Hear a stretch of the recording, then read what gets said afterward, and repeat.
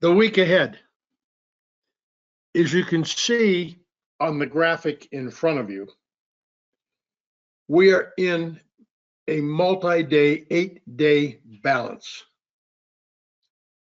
flanked by gaps on both ends.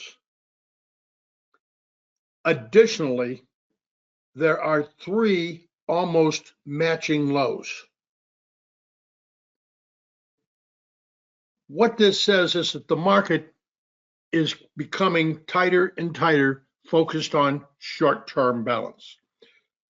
When a market is in short-term balance, what it's saying, the message it's delivering, is it wants more information before it makes its next directional move. This weekend, the White House is reported to be working on debt compromise. There is a risk if a compromise isn't reached, as well as a risk if the compromise is reached, but isn't economically appealing.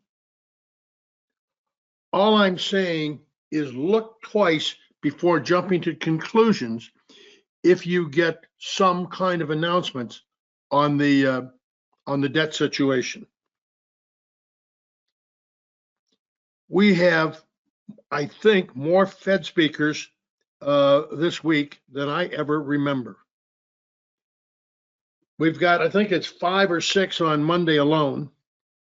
Every day there's a Fed speaker, with Chairman Powell is on a panel on Friday, and any Powell or any of the other speakers could spark a negative or positive volatility.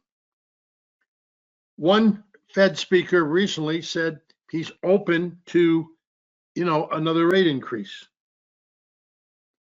Not that that's, any big surprise, but I'm just remember that the market is so tightly balanced that it's really crying for information. And we've got, all the Fed speakers, we've got the debt issue.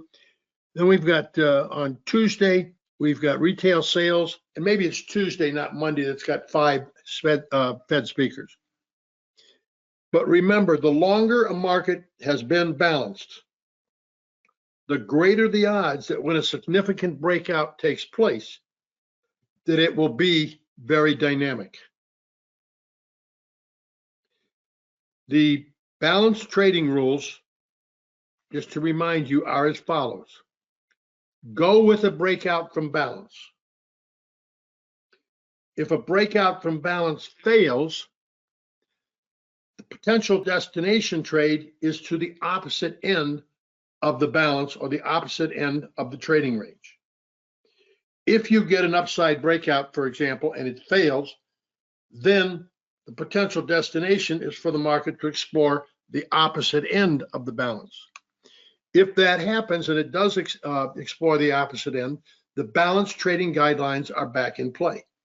Or if the market breaks to the downside and fails, then the potential destination trade is to the upper end.